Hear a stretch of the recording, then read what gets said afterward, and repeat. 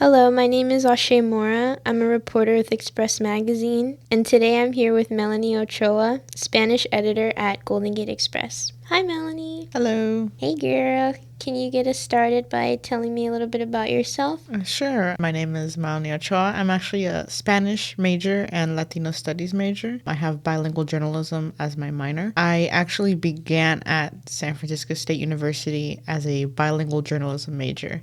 So I thought that was going to be my degree. But as I took more classes and kind of started getting into like the actual practice classes where I had to go out and start reporting, I kind of realized that maybe this wasn't for me.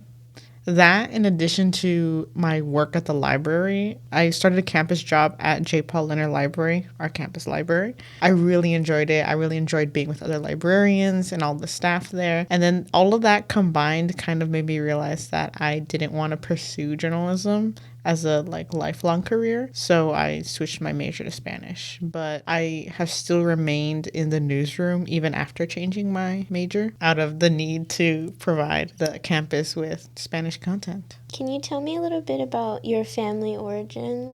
Both my parents are born in San Marcos, Guatemala, and I was born here in San Francisco, California.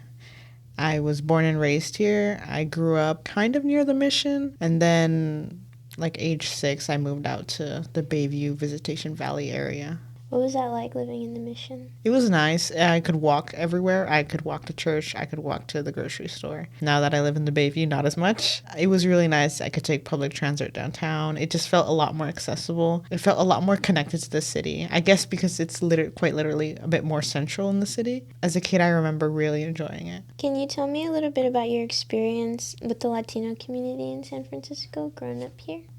Everywhere I went, I would see Latino people. And growing up, I never kind of felt like that was a bad thing. Either that or I was too dense to realize maybe that people were mean to me because of the way I looked or my ethnicity. I know growing up my elementary school was a pretty, well-doing elementary school in a white neighborhood, and I didn't really realize that until when I was older. I was like, oh wow, I was one of the only Latino kids, and there was one other black kid, and then that was it. But I still enjoyed it, and it never made me feel like I was not welcome in any way. San Francisco's always been, for as long as I remember, a sanctuary city. So whenever nationwide there'd be issues of immigration or ICE detentions, while that did scare us to an extent, it was never just recently where it was okay, we can't travel anymore, or we can't go outside of our houses, or my dad will avoid certain spots.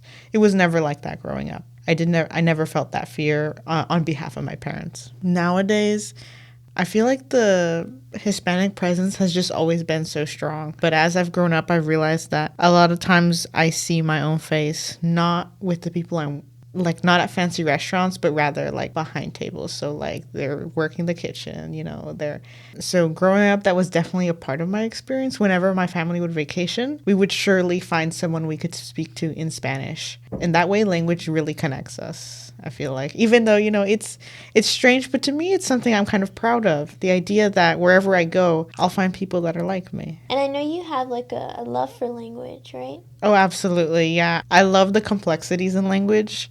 I think it's fascinating. I love seeing the way language can change people. In my particular case, I've never really doubted my authenticity because I have such a strong relationship with the language. I grew up speaking it, and if I spoke it wrong, I would immediately be corrected. It was never something I had to be ashamed of. Rather, I was taught that I should be ashamed if I didn't speak it properly, which I know doing Voces Latinas now that not everyone had that experience. Some people, be it because of the environment they were in, were taught not to speak their native language, and as a result they just never grew up speaking it, and now they don't feel the same way about it. Whereas I really love my language, and I love speaking it. I love hearing it, especially since it's the language, it's my mother tongue, right? It's the language I grew up in. It's the language my parents speak to me.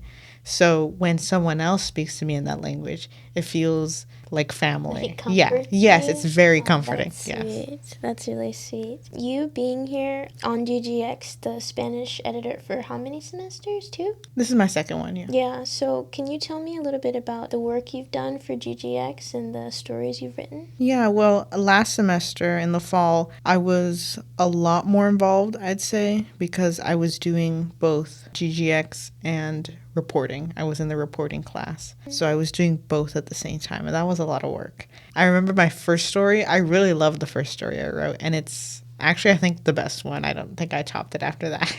It was about the new cafe opening on campus. And I think I got really good interviews for that one. And that one I was like, okay, I understand. Like, this is really fun and it's exciting. And it's really cool to have that feeling of pride in a piece that you have published. Yeah. Have you ever had the opportunity to see the impact you're writing? I guess it's just from outside a little bit. I have had people, at least for Voces Latinas, the podcast series, I have had people say, like, it's really good, or I listened to it. In terms of other stories, not like from outside the newsroom. In the newsroom, they're like, you're doing great work, which is always, it's nice to hear, yeah. I think the Spanish editor position at GGX, it's so fragile because, it's not promised whether there will be someone to replace that position every semester. Mm-hmm. So can you tell me a little bit about some of the challenges and successes you've had as a Spanish editor? I'd say the biggest challenge is just not having reporters. It's hard to be an editor and also simultaneously be the reporter that's keeping the content alive. For the most part, that's been the most difficult thing. Because of that, the first semester, I did my best to recruit other people who could write in Spanish from outside the journalism department in order to get more stories published. But that's also a lot of work because they aren't familiar with the workflow or with exactly how GGX expects the reporting to be done. So it's kind of a lot of, I really have to be kind of walking them through the process at first, which is a lot more work than if I had reporters that were already aware of, had taken news writing and reporting and already knew the steps. What are some of the successes that you feel you've had? I think Voces Latinas is a pretty good success. I'd say because it permits me to keep making content while also not being too heavy a workload. I mean, don't get me wrong, it's still a lot of work to coordinate with students, but one, it's nice to hear what they have to say. And I think they like the topics and they like talking about it. It makes for pretty interesting listen. I'm glad that they also pushed me to do the transcripts in both languages so that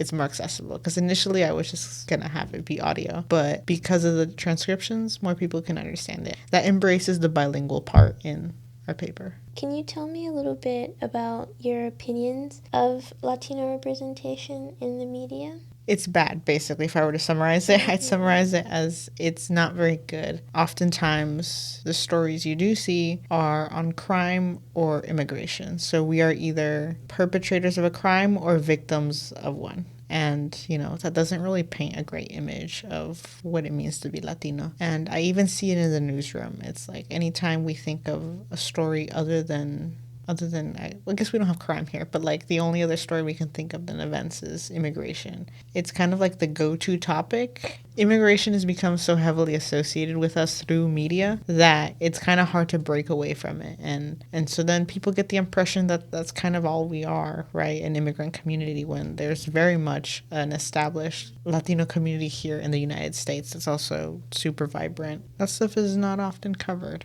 What are some other creative stories centered around the Latinx community that you're currently working on or would like to see done by GGX?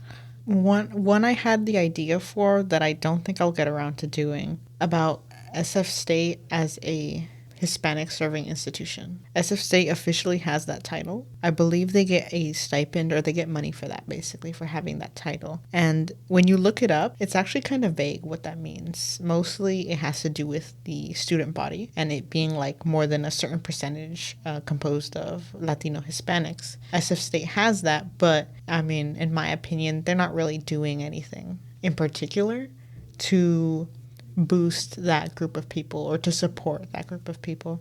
There aren't any tours in Spanish. A lot of material isn't available in Spanish, like anything for admissions, financial aid, stuff that's important, especially for first generation Latinos whose parents didn't go to college. They can't really support them in that way, and especially not if all the papers are in English, in a language they don't understand. So I'd love for someone to kind of delve into that, like, why is that?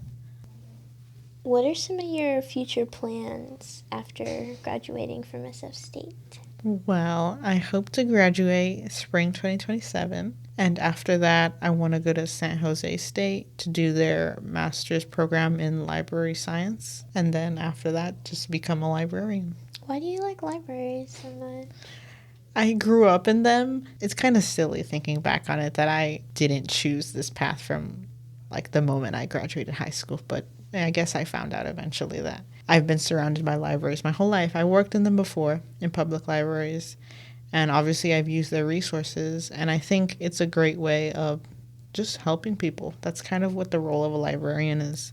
They help people in a way that isn't the same as like a doctor or a nurse, but it's still super important. And obviously, like, another big reason is I love to read. So Do you have any final comments? Anything else you'd like to say? the point of the podcast is, right, women of color in the newsroom. I feel like in terms of how we feel in the newsroom, the biggest challenge is like the internal idea that we don't deserve to be here, or at least in my case, since I feel like I'm younger than everyone else, I feel super inexperienced. In my first semester here, I was like, I have no idea what I'm doing, but I guess everything came out okay. So it was very much just an idea I had in my head. And there's enough support that, that was never really the case. This has been Asé Mora with Express Magazine. Thank you for listening.